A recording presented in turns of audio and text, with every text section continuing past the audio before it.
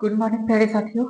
आज हम लोग जो कोशिका चैप्टर चल रही है उस कोशिका चैप्टर में अब तक की वीडियो में हम लोगों ने लाइसोसोम तक को खत्म किया है। लाइसोसोम क्या था, तो आपको जो कोशिका की संरचना को जो तीन पार्ट में बांटा गया था, जिसमें कि एक का नाम था आपका कोशिका झिल्ली, दूसरा का जो नाम था वो कोशिका द्रव। तो कोशिका द्रव के अंदर कोशिकांग होते हैं ना, तो उसी कोशिकांग में आपको एक कोशिकांग था लाइसोसोम। तो इसमें कई सारे कोशिकांग है, तो लाइसोसोम तक हम लोग खत्म कर लिए।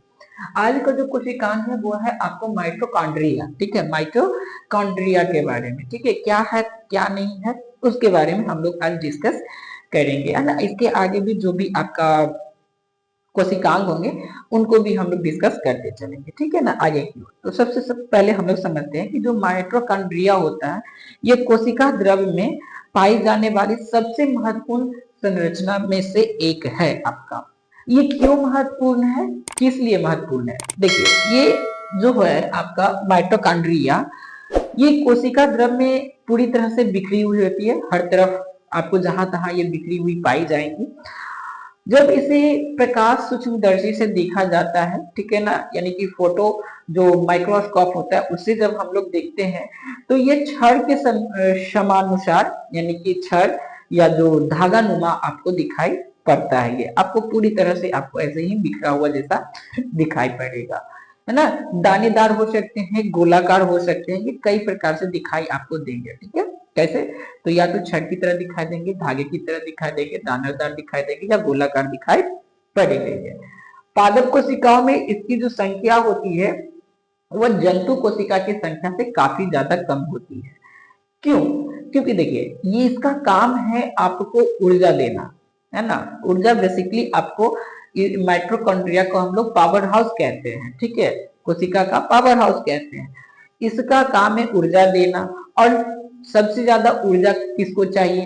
तो जो चल रहा है, जो गति कर रहा है, जो कई प्रकार के कार्यों में संलग्नित है। तो जैसे कि हम अगर पढ़ा रहे तो हमारी एनर्जी खर्च हो रही है ना। तो इसको एनर्जी को पूरा करने के लिए हमें और ज्यादा एनर्जी चाहिए, तो वो एनर्जी हमें कौन देगा? माइटोकॉन्ड्रिया दे रहा है। पेड़ पौधे क्या है कि एक जगह स्थिर और एक जगह स्थिर रह करके ही वो अपने कार्य कर रहे हैं, कहीं मूव नहीं कर रहे हैं, कहीं गति नहीं कर रहे हैं। इसलिए पादप कोशिकाओं में इसकी संख्या कम होती है, जंतु कोशिकाओं में इसकी संख्या काफी ज्यादा होती है, ठीक है ना। अगर बात करें जंतु कोशिका की, तो इसमें जो है आपको ये लगभग 10,000 की संख्या में पाई जाती है। कितनी? 10,000 की संख्या में आपको माइटोकॉन्ड्रिया जो होता है ये जंतु की एक कोशिका में पाई जाती है, ठीक है। या इससे ज्यादा भी हो सकती है, लेकिन मिनिमम जो है आपको कितना है कि 10,000 होगी ही होगी, ठीक है। इससे कम नहीं हो सकती, इससे ज्यादा हो सकती, इससे कम नहीं हो सकती है, ठीक है। इसकी जो विस्तृत रचना है, इसका ज्ञान इलेक्ट्रॉन जो सूक्ष्मदर्शी होता है उससे आपको ज्यादा प्राप्त होगा, यानी कि इसका डिटेल जो होता है ना, आपको फोटो माइक्रोस्कोप से उतना ज्यादा डिटेल नहीं प्राप्त होगा जितना आपको इलेक्ट्रॉन जो आपका माइक्रोस्कोप होता है, जो कि उत्तम माइक्रोस्कोप होता है। सबसे उत्तम प्रकार का जो माइक्रोस्कोप है वो है इलेक्ट्रॉन माइक्रोस्कोप, तो उससे आपको इसकी ज्यादा ज्ञान प्राप्त हो सकते हैं, ठीक है।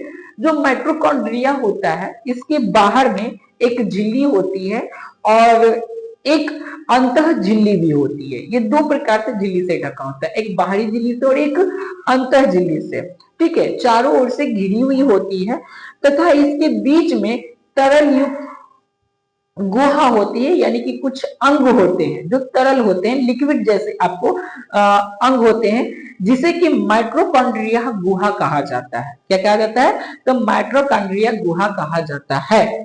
जो माइटोकॉन्ड्रिया की भीतरी झिल्ली है, अनेक प्रबंध निकल करके आपको माइटोकॉन्ड्रिया गुहा जो होते हैं मैट्रिक्स में लटके रहते हैं, यानी कि इसके अंदर में छोटे छोटे प्रबंध ना, प्रबंध यानी कि जैसे शाखा जिसको बोल सकते हैं, तो शाखे जैसी रचना इसमें निकली हुई होती है और ये माइटोकॉन्ड्रिया की गुहा से लटकी हुई होती है आपको, है ना। जो मैट्रिक्स होती है उससे लटकी हुई होती है। इस प्रबंध को हम लोग क्रिप्टी कहते हैं, सॉरी क्रिस्टी, क्या कहते हैं? क्रिस्टी के नाम से जानते हैं। जो प्रबंध निकला होता है उसे क्रिस्टी के नाम से जाना जाता है ना। कहाँ होता है? तो माइटोकॉन्ड्रिया की गुहा में होता है, जो कि मैट्रिक्स से लटके होते हैं, उस प्रबंध को क्रिस्टी के नाम से जानते हैं, क्रिस्टी कहा जाता है उसे। ठीक है, इनमें कोशिकीय श्वसन होता है। क्या होता है? तो कोशिकीय श्वसन, कोशिका के अंदर जो श्वसन की क्रिया होती है, जो हम लोग सांस लेते हैं ना, वो कोशिका तक जाती है ऑक्सीजन, और कोशिका के अंदर ये जो होता है ना, वहां भी श्वसन की क्रिया होती है, जो किसके द्वारा? तो माइट्रोकॉन्ड्रिया के द्वारा होती है।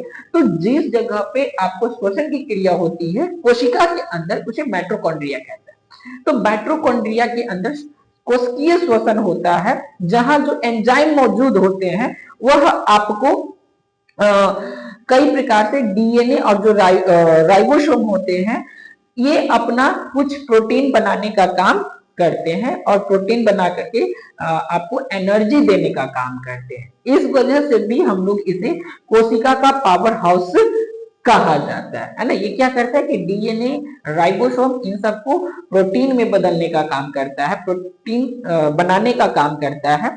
इस कारण से आपको माइट्रोकॉन्ड्रिया को कोशिका का पावर हाउस, जो कि सबसे ज्यादा आपको एनर्जी उत्पन्न करता है, इसलिए कहते हैं।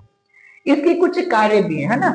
आपको जितने भी कोशिकांग पढ़ाए हैं अभी तक, उन सभी कोशिकांग के कुछ कुछ कार्य भी बताए हैं, जो कि महत्वपूर्ण कार्य होते हैं। तो इनके जो कुछ महत्वपूर्ण कार्य हैं, उनमें पहला यह है कि इनमें जो होता है उपस्थित कोशिकीय श्वसन के एंजाइम के चलते, जो एंजाइम होता है उसके चलते भोजन का संपूर्ण ऑक्सीकरण हो जाता है।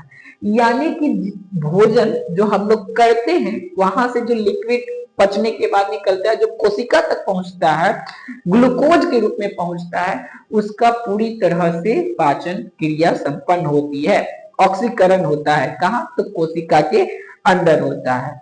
जिसके फलस्वरूप जीव के लिए ढेर सारी अति आवश्यक ऊर्जा, है ना, मुक्त होती है। यानी कि जितनी आपको ऊर्जा चाहिए होती है, वो ऊर्जा आपको कोशिका के अंदर से मुक्त होती है, जहां पे कि ग्लूकोज का ऑक्सीकरण होता है। ठीक है, इसलिए हम लोग क्या कहते हैं कि माइट्रोकॉन्ड्रिया को, है ना, लास्टली कि माइट्रोकॉन्ड्रिया को यही रीजन है कि यहाँ पे सबसे अधिक मात्रा में आपको एनर्जी पैदा की जाती है, माइट्रोकॉन्ड्रिया के द्वारा की जाती है।